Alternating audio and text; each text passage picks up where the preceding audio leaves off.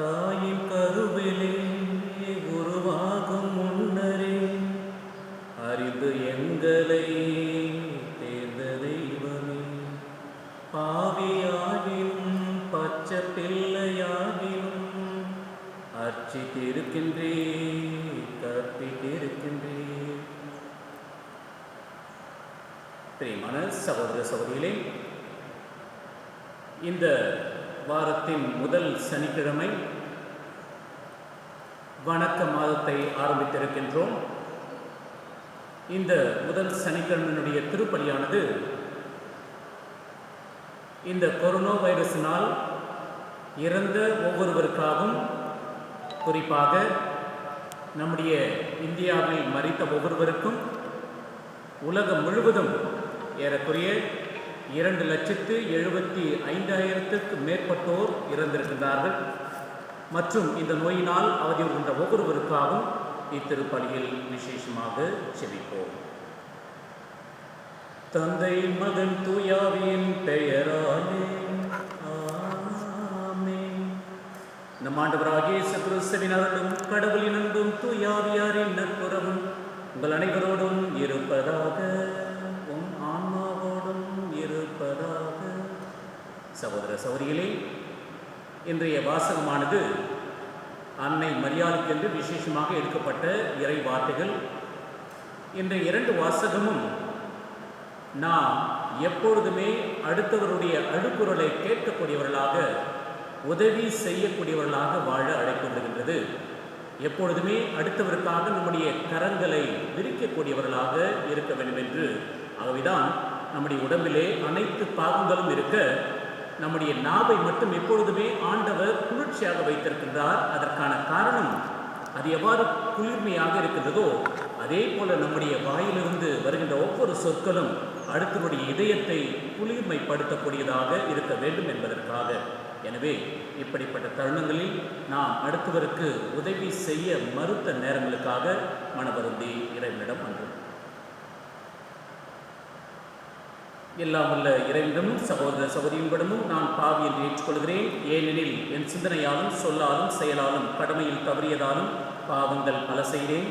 என் பாவமே, என் பாவமே, என் பெரும் பாவமே. ஆவியால் எப்பொழுதும் கனியான தூய மரியாதையும் வான தூதர் புனிதர் அனைவரையும் சகோதர சகோதரிகளையும் அந்த ஏனாக ஆண்டவரிடம் எனக்காக வேண்டிக் கொள்ள மன்றாடுகிறேன். எல்லாம் இறைவன் நம்மை இரக்கம் வைத்து நம்முடைய பாவங்களை மன்னித்து நம் ஒவ்வொருவரையும் நிலை வாழ்வுக்கு அழைத்து செல்வாராக. ஆமென். ஆண்டவரே இரக்கமாயிரும், கிறிஸ்துவே இரக்கமாயிரும், கிறிஸ்துவே இரக்கமாயிரும், ஆண்டவரே இரக்கமாயிரும், ஆண்டவரே இரக்கமாயிரும். ஜெபிப்போமாக. என்றும் வாழும் இல்லாமல் இறைவா, எங்கள் சொல்லாலும் செயலாலும் உமக்கு உகந்தவர்களாய் அமைய எங்களுக்கு வழிகாட்டும். அன்பார்ந்த அன்னை மரியாளின் இடைவிடாத பரிந்துரையால் நாங்கள் என்றுமே உமக்கு உகந்தவர்களாகவும் அடுத்தவருடைய தேவைகள் என்றுமே எங்களை முழுமையாக அர்ப்பணிக்கக்கூடியவர்களாகவும் வாழ செய்தருளும். உமோடு தூயாவியின் ஒன்றை பிள்ளைவனாய் என்றென்றும் வாழ்ந்து ஆட்சியை செய்கின்ற ஆண்டவரும் உம் திருக்குமாரனுமாகிய கிறிஸ்து வழியாக உம்மை மன்றாடுகின்றோம். ஆமென். முதல் வாசகம் கலாத்தியருக்கு எழுதிய திருமுகத்திலிருந்து வாசகம். 4ஆம் அதிகாரம் 4 முதல் 7 முடியவுள்ள வாசகங்கள். ஆனால் காலம் நிறைவுற்ற பொழுது நாம் இறைவனின் பிள்ளைகளாகும்படி திருச்சட்டத்திற்கு பணிந்தவர்களை மீட்டுக் கொள்வதற்காக கடவுள் தம் மகனை பெண்ணிடம் பிறந்தவராகவும் திரு சட்டத்திற்கு கீழ்ப்படிபவராகவும் அனுப்பினார். அந்த ஆவியானவர் அப்பா, தந்தா என கூப்பிடுகின்றார். ஆகவே இனி நீ அடிமை அல்ல, மகன்தான். மகனாயினும் உரிமை உள்ளவனாயும் இவையாவும் கடவுளின் செயலே. இது ஆண்டவரின் அருள்வாக்கு. இறைவா உமக்கு நன்றி. துன்பத்திலும் இன்பத்திலும் நல் தந்தையாய் நீருப்பாய், கண்ணையர காத்திருக்கும் நல்லன்னையாய் அருகிருப்பாய், அன்பினுக்கு அடைக்கும் தாழ் ஒன்று இல்லை என்றுணர்ந்தே உன் அன்பை மறவாமல் நான் என்றும் வாழ்ந்திருப்பேன், நீ என்றும் வாழ்ந்திருப்பேன். உன் புகழை பாடுவது என் வாழ்வின் இன்பமையா, உன் அருளை போற்றுவது என் வாழ்வின் செல்வமையா. அல்லேலூயா அல்லேலூயா அல்லேலூயா. ஆண்டவர் உங்களோடு இருப்பாராக, உம் ஆன்மாவோடும் இருப்பாராக. புனித லூக்காஸ் எழுதிய பரிசுத்த நற்செய்தியிலிருந்து வாசகம். ஆண்டவரே உமக்கு மகிமை. 6ஆம் மாதத்தில் கப்ரியேல் தூதரை கடவுள் கலிலேயாவில் உள்ள நாசரேத்தின் ஊரில் இருந்த ஒரு கன்னிகையிடம் அனுப்பினார். அவர் தாவீது குலத்தவராகிய சூசை என்பவருக்கு மனம் ஒப்பந்தமானவர். அவர் பெயர் மரியா. தூதர் அவரது இல்லம் சென்று அருள் நிறைந்தவளே வாழ்க, ஆண்டவர் உடனே என்றார். இவ்வார்த்தையை கேட்டு மரியாள் கலங்கி இவ்வாழ்க்கை எத்தகையதோ என்று எண்ணிக்கொண்டிருந்தார். அப்பொழுது வானதூதர் அவளை பார்த்து, மரியே அஞ்சாதே, கடவுளின் அருளை அடைந்துள்ளேன். இதோ உம் வயிற்றில் கருத்தாகி ஒரு மகனை பெறுவீர், அவருக்கு இயேசு என்னும் பெயரிடுவீர். அவர் மேன்மை மிக்கவராயிருப்பார், உன்னதரின் மகன் எனப்படுவார். அவருடைய தந்தையான தாவீதின் அரியணை ஆண்டவராகிய கடவுள் அவருக்கு அளிப்பார். அவர் யாக்கோப்பின் குலத்தின் மீது என்றென்றும் அரசாளுவார், அவரது ஆட்சிக்கு முடிவீரார் என்றார். மரியாள் தூதரிடம், இது எங்கனமாகும், நானோ கணவனை அறியேன் என்றார். அதற்கு வானதூதர், பரிசுத்த ஆவி உம்மீது வருவார், உன்னதர் வல்லமை உம்மீது நிழலிடும், ஆதலில் பிறக்கும் திருக்குழந்தை கடவுளுடைய மகன் எனப்படும். இதோ உறவினராகிய எலிசபெத்தும் முதிர்ந்த வயதில் ஒரு மகனை கருத்தரித்திருக்கின்றார், மலடி எனப்படும். அவளுக்கு இது 6ஆம் மாதம் என்றார். ஏனெனில் கடவுளால் ஆகாதது ஒன்றுமில்லை என்றார். மரியாளோ, இதோ ஆண்டவருடைய அடிமை, ஒரு வார்த்தையின் படி எனக்கு நிகழ்த்தும் என்றார். என்றதும் வானதூதர் அவரிடமிருந்து அகன்றார். இது கிறிஸ்துவின் நற்செய்தி. கிறிஸ்துவே உமக்கு புகழ். இயேசுவில் பிரியமான சகோதர சகோதரிகளே, மே மாதம் என்றாலே அன்னை மரியாளை அதிகமாக இன்னும் நெருங்கி வரக்கூடிய ஒரு மாதம் என்று அழைக்கலாம். குறிப்பாக நம்முடைய தமிழகமும் மற்றும் அதை சுற்றி இருக்கின்ற ஒவ்வொரு இடங்களிலும் இந்த மே மாதமானது வழக்கமாக அன்னை மரியாளுடைய விழா கோலம் போடுகின்ற ஒரு புனிதமான ஒரு மாதம். ஆகவேதான் திருச்சபை இந்த மாதத்தை வணக்க மாதம் என்று அழைத்திருக்கின்றது. வாரத்தினுடைய முதல் சனிக்கிழமை இந்த கொரோனா நோயினால் நாம் ஒவ்வொருவருமே அவதியுற்று துன்புற்றுக் கொண்டிருக்கின்ற நேரத்திலே இந்த 2 வாசகம் நமக்கு தரக்கூடிய ஒரு உன்னதமான நற்செய்தி என்னவென்றால், துன்பத்தில் இருக்கின்ற ஒவ்வொருவருக்குமே நாம் எப்பொழுதுமே நம்முடைய உதவியை சொல்லாலும் செயலாலும் செய்யக்கூடியவர்களாக இருக்க வேண்டும். ஆகவேதான் அன்னை மரியாளை கடவுள் தேர்ந்தெடுக்கின்றார். எத்தனையோ பெண்மணிகள் இருக்க இந்த சிறிய பெண்மணியை எதற்காக ஆண்டவர் அழைத்தார் என்றால், எவள் வழியாக தந்தையாகி கடவுளுடைய மாட்சிமை மனுக்குல முழுவதும் முழுமையாக நிரம்பியிருக்க வேண்டும் என்பதற்காக கடவுள் இந்த தாய் மரியாளை தேர்ந்தெடுக்கின்றார். ஆகவேதான் இந்த அன்னை மரியாள் தன்னுடைய மகனை எந்த ஒரு பாவமும் இல்லாமல், எந்த ஒரு கஷ்டமும் இல்லாமல் ஆவியானுடைய வல்லமையினால் கருத்தாங்கி இருக்கின்றார். ஆகவேதான் அன்னை மரியாள் இது எங்கனம் நிகழும் என்று கூறுகின்றார். கடவுளுடைய தூதர் ஆவியானவர் மீது நிழலிடும், எனவே பிறக்கும் குழந்தை தூயர் எனப்படும் என்று மிக அழகாக நற்செய்தி வாசகத்தில் நாம் வாசிக்க கேட்கிறோம். அதே இந்த கொரோனா நோயின் காலத்திலே நீயும் நானும் என்ன செய்து கொண்டிருக்கின்றோம்? ஏதோ ஊரடங்கு என்று நானும் என்னுடைய குடும்பமும் சொகுசாக ஆராம்சமாக நான் வாழ்ந்து கொண்டிருக்கின்றேன் என்று நாம் நினைத்து கொண்டிருக்கலாம். ஆனால் அது ஒரு வாழ்க்கை அல்ல. மாறாக நான் வாழ்ந்து கொண்டிருக்கின்றேன். என்னால் முடிந்த சிறு சிறு உதவியை வெளியில் அல்ல, என்னுடைய ஜெபத்தால் செய்யலாம். அல்லது என்னுடைய இந்த அபார்ட்மெண்ட்டில் வசிக்கின்ற குடும்பங்களை ஏதோ நான் பார்க்க முடியவில்லை என்றாலும் கூட எப்படி வாழ்ந்து கொண்டிருக்கிறார்கள் என்று நான் நினைத்துக் கொண்டிருக்கலாம். என்னுடைய குடும்பம், என்னுடைய தாய் தந்தை பல்வேறு இடங்களில் இருக்கலாம். ஒருவேளை இந்தியாவில் வாழ்ந்து கொண்டே பல்வேறு மாநிலங்கள் இருக்கலாம், அல்லது வெளிநாடுகள் இருக்கலாம், அல்லது நம்முடைய கணவர் நம்முடைய குடும்பத்திற்காக ஏதோ ஒரு நாட்டிற்கு தூரத்திற்கு சென்று உழைத்துக் கொண்டிருக்கலாம். இப்படி பல்வேறு இடங்களில் இந்த கொரோனா நோயிலே ஒவ்வொருவருமே அவதிப்பட்டிருக்கின்றார்கள். இப்படிப்பட்ட நேரத்திலே நீயும் நானும் என்ன செய்ய வேண்டும் என்றால், அடுத்தவருக்காக செபத்தில், அடுத்தவருக்காக நம்முடைய சிந்தனையில் நினைத்து பார்க்கக்கூடியவர்களாக வாழும். சிறிய ஒரு கதை எனக்கு ஞாபகம் வந்தது. பெரிய ஒரு அபார்ட்மெண்ட்டிலே மருத்துவர் ஒருவர் தன்னுடைய ஒரே மகனோடு வாழ்ந்து கொண்டிருக்கின்றார். தன்னுடைய செல்வம் அனைத்துமே இந்த ஒரே ஒரு மகனுக்கு தான் குழந்தையாக இருக்கின்றார். எனவே அந்த ஒரு பில்டிங்கிலே, அபார்ட்மெண்ட்டிலே விதவை ஒரு பெண்ணும் இருக்கின்றார். அவனுக்கும் ஒரே ஒரு குழந்தை. அந்த குழந்தையை கண்ணும் கருத்துமாக பாதுகாத்து ஏதோ கூலி வேலை செய்து கொண்டு அந்த குழந்தையை காப்பாற்றி கொண்டிருக்கின்றார். ஒரு நாள் திடீரென்று இந்த தாயானவள் வேலைக்கு சென்று வருகின்ற இந்த தருணத்திலே குழந்தை அழுது கொண்டிருப்பதை பார்க்கின்றாள். இரவு நேரம் என்ற காரணத்தினால் என்ன செய்வது என்று தெரியாமல் குழந்தையை பார்க்கின்றார். என்ன ஆகிவிட்டது என்று இந்த குழந்தையானது ஒரு சிறிய காசை முழுங்கிவிட்டு இருக்கின்றது. எனவே இது முழுங்க முடியாமல் தொண்டைக்கு மத்தியிலே உயிருக்காக போராடி கொண்டிருக்கிறார். இந்த தாயானவள் கதறுகின்றாள். என்ன செய்வது என்று தெரியாமல் புலம்புகின்றாள். அப்பொழுதுதான் இந்த தாய்க்கு ஞாபகம் வருகின்றது, நம்முடைய இந்த அபார்ட்மெண்ட்டிலே மருத்துவர் ஒருவர் இருக்கின்றார். கண்டிப்பாகவே அவரை இந்த நேரத்தில் அணுகி சென்றால் என்னுடைய குழந்தையை காப்பாற்றி விடுவார் என்று இந்த பெண்ணானவள் குழந்தையை விட்டுவிட்டு அழுது கொண்டே ஓடுகின்றார். மருத்துவரை அழைத்து வந்து தன்னுடைய குழந்தையை காப்பாற்றுவதற்காக கதவை தட்டுகின்றார். மருத்துவர் 2-3 முறை தட்டியும் திறக்கவில்லை. அதற்கு பின்பு மீண்டும் இந்த பெண்மணி தட்டி கொண்டே இருக்கின்றார். கதவை திறந்து மருத்துவர் கேட்கின்றார், என்ன ஆனது?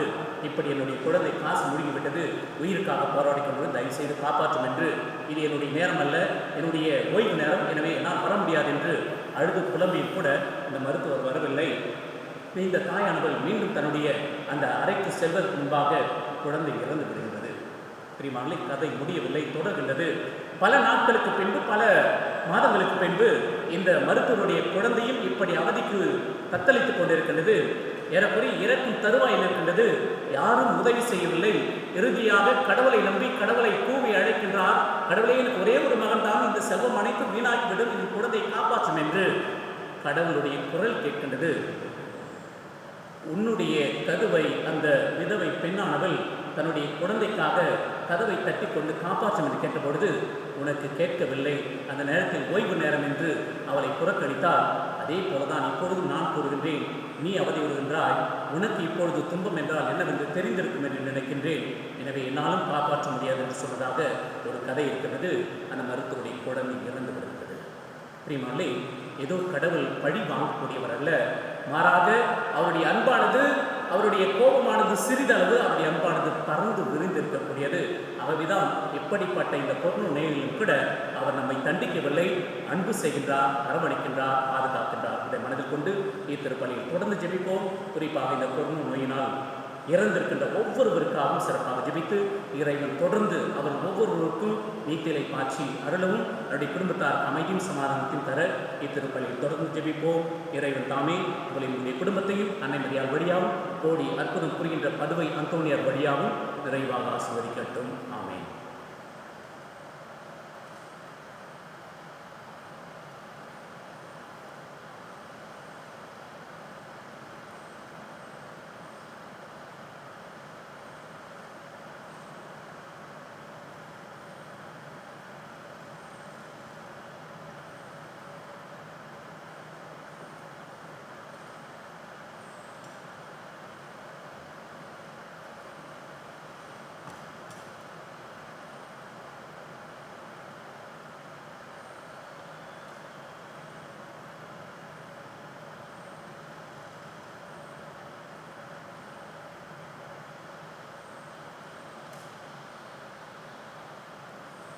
அன்புமிக்க சகோதர சகோதரிகளே, எங்களுக்கு விதமான இப்பலி எல்லாமல்ல தந்தையாக இறைவனுக்கு ஏற்றதாகும்படி ஜெபியுங்கள்.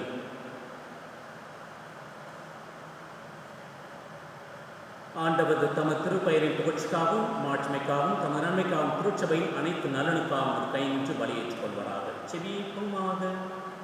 எங்கள் மீட்பராகிய இறைவா, எங்கள் காணிக்கைகளை கனிவுடன் ஏற்றருளும். இவற்றை ஏற்று புனிதப்படுத்தி எங்களுக்கு மீட்பளிக்கும் அருட்சாதனமாக மாற்றி அருளும். எங்கள் ஆண்டவராகிய கிறிஸ்து வழியாக உம்மை மன்றாடுகின்றோம். ஆமென். ஆண்டவர் உங்களோடு இருப்பாராக, உம் ஆன்மாவோடும் இருப்பாராக. இதயங்களை மேலே எழுப்புங்கள், ஆண்டவரிடம் எழுப்பியுள்ளோம். நாம் இறைவனாகிய ஆண்டவருக்கு நன்றி கூறுவோம், அது தகுதியும் நீதியும் ஆனது. ஆண்டவரே, தூயவரான தந்தை என்று வாழும் எல்லாம் நிறைவா அன்பார்ந்த மகன் இயேசு கிறிஸ்து வழியாக என்னாலும் இவ்விடத்திலும் நாங்கள் உமக்கு நன்றி செலுத்துவதும் மெய்யாகவே தகுதியும் நீதியுமாகும் எங்கள் கடமையை மீட்புக்குரிய செயலுமாகும். இந்த வார்த்தையான கிறிஸ்து வழியாகவே அனைத்தையும் படைத்தீர், அவரையே மீட்பராக எங்களுக்கு அனுப்பினீர். அவர் தூய் ஆவியால் உடலெடுத்து கன்னிமரியாலிருந்து பிறந்தார். அவர் ஒரு திருவுளத்தை நிறைவேற்றி புனித மக்களை பெற்றுத்தர தம் கைகளை விரித்து பாடுபட்டார். அவர் சாவை வென்று உயிர்ப்பு உண்டென விளங்க செய்தார். ஆகவே நாங்கள் வானக தூதர் புனிதர் அனைவரும் ஒன்று சேர்ந்து அந்த மகிமை புகழ்ந்துரைத்து ஒரே குரலாய் பாடுவதாவது: தூயவர் தூயவர் தூயவர், மூவுலகின் இறைவனாகிய ஆண்டவர், வானமும் பூமியும் முது மகிமையால் நிறைந்துள்ளன. உன்னதங்களிலே ஓசானா. ஆண்டவர் பெயரால் வருபவர் ஆசி பெற்றவர், உன்னதங்களிலே ஓசானா. வானக தந்தையே, மெய்யாகவே தூயவர், புனிதத்திற்கெல்லாம் ஒன்று. ஆகவே உடைய தூய ஆவியை பொழிந்து இக்காணிக்கைகளை புனிதப்படுத்த வேண்டுமென மன்றாடுகின்றோம். இவ்வாறு எங்கள் ஆண்டவராகிய இயேசு கிறிஸ்துவின் உடலும் இரத்தமுமாக எங்களுக்கு இவை மாறுபடுமாக. அவர் பாடுபட மனமுவந்து தம்மை கையளித்த போது அப்பத்தை எடுத்து உமக்கு நன்றி செலுத்தி அதை பிட்டு தாம் சீடர்களுக்கு அளித்து அவர் கூறியதாவது: அனைவரும் இதிலிருந்து வாங்கி உண்ணுங்கள், ஏனெனில் இது உங்களுக்காக கையளிக்கப்படும் என் உடல்.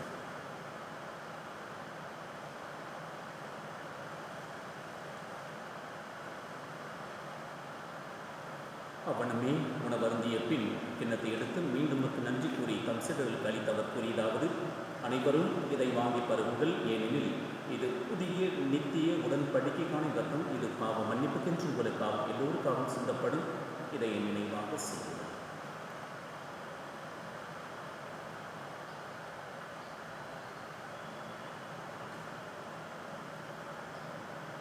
இது நமது நம்பிக்கையின் மறைபொருள்.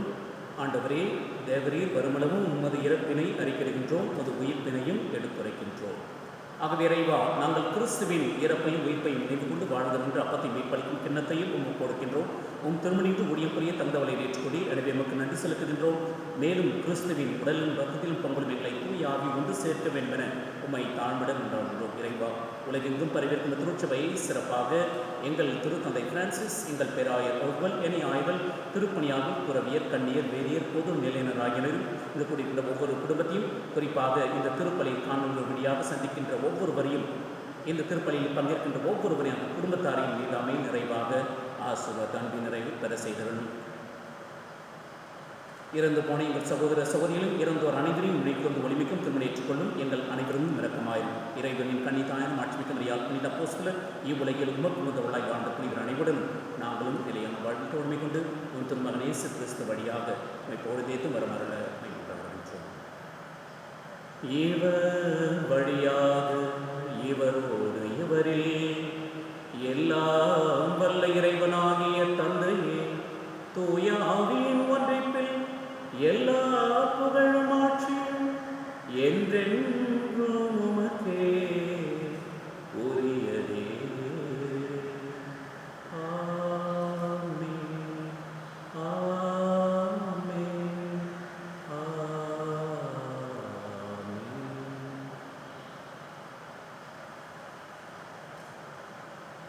நாம் பிறருடைய குற்றங்களை மன்னிக்கவும், நம்முடைய பாவங்களை நீதியின் தேவன் இரக்கத்தின் தேவன் மன்னிக்க வேண்டும் என்று விண்ணக தந்தையை நோக்கி செபிப்போம். விண்ணுலகில் இருக்கும் தந்தையும் அது பெயர் தூய்தன போற்ற பெருகும், அது ஆட்சி வருக, அது திருவுளம் விண்ணுலகில் நிறைவேறுவது போல மண்ணுலகில் நிறைவேறுக.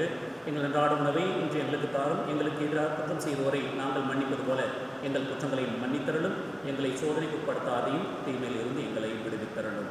ஆண்டவரே, தீமை அனைத்து மனிதர்கள் விடுவித்து எங்கள் வானாளில் அமைதியை கனிவுடனும் என்றாடுகின்றோம்.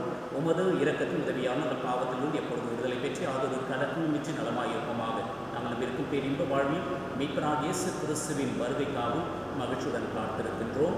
ஏனெனில் அரசு வல்லமையும் ஆட்சியும் என்றென்றும் உரியதே. ஆண்டவராகிய இயேசு கிறிஸ்துவே, அமைதி உங்களுக்கு செல்கின்றேன், அமைதியை உங்களுக்கு அளிக்கின்றேன், சொல்கிறேன்.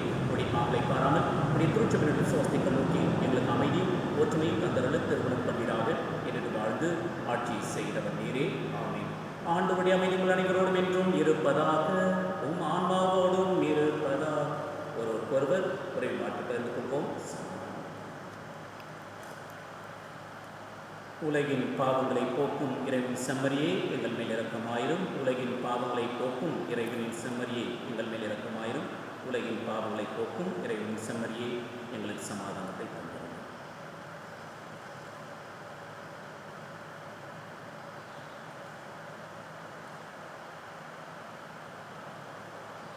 இதோ இறைவனின் செம்மறி, இவரே உலகின் பாவங்களை போக்குகின்ற நம் ஆண்டவராகிய இயேசு கிறிஸ்து செம்மறியில் திருவிருந்துக்கு அழைக்க பெற்ற நாம் ஒவ்வொருவருமே பேர் பெற்றோர். ஆண்டவரே, தேவரீர் என்னிடத்தில் எழுந்து வர நான் தகுதியற்றவன், ஆனால் ஒரு வார்த்தை மட்டும் சொல்லிடணும், எனது ஆன்மா குணம் அடையும். பிரியமான சகோதர சகோதரிகளே, இப்பொழுது இந்த ஆண்டவருடைய புனிதமான உடலை நான் பெறுகின்ற இந்த நேரத்திலே உங்கள் ஒவ்வொருவருக்காக சிறப்பாக ஜெபிக்கின்றேன். இந்த புனிதமான உடலை நாம் ஒவ்வொருவருமே பெற வேண்டும் என்று ஆவல் கொண்டிருந்தாலும் இந்த காலகட்டத்தில் கிடைக்கவில்லை என்பதற்காக வருத்தப்படுகின்றேன்.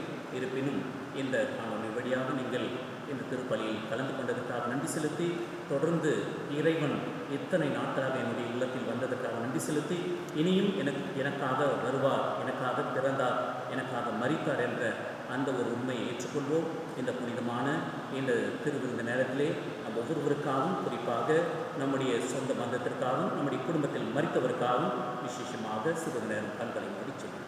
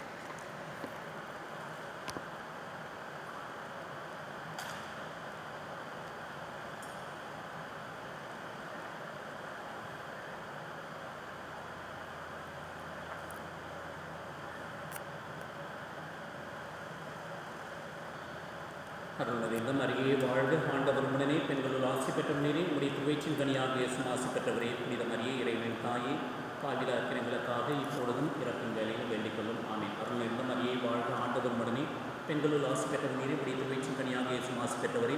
புனித மரியே, இறைவனின் தாயே, பாவிலா இருக்கிறவங்களுக்காக இப்பொழுதும் இறப்பின் வேலையில் வேண்டிக் கொள்ளும். ஆமென். அருள்நிறைந்த மரியே வாழ்க, ஆண்டவர் உடனே பெண்களுள் ஆசி பெற்றவனே, உடைய திருவயிற்றின் கனியாக இயேசுவும் ஆசி பெற்றவரே. புனித மரியே, இறைவனின் தாயே, பாவிலா இருக்கிறவங்களுக்காக இப்பொழுதும் இறப்பின் வேலையிலும் வேண்டிக் கொள்ளும். ஆமென்.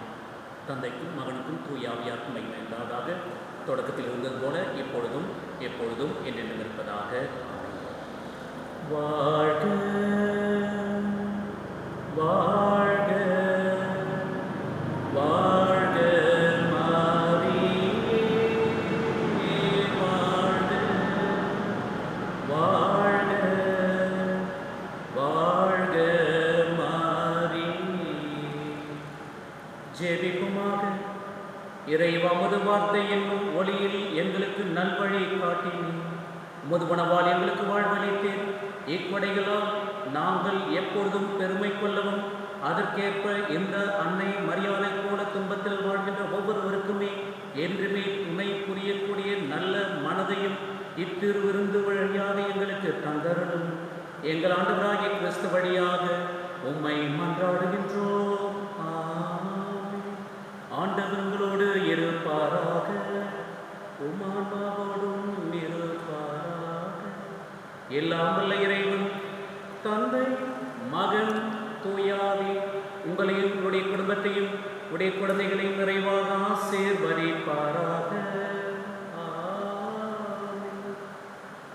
சென்று வாருங்கள், திருப்பலி நிறைவுற்றது. இறைவனுக்கு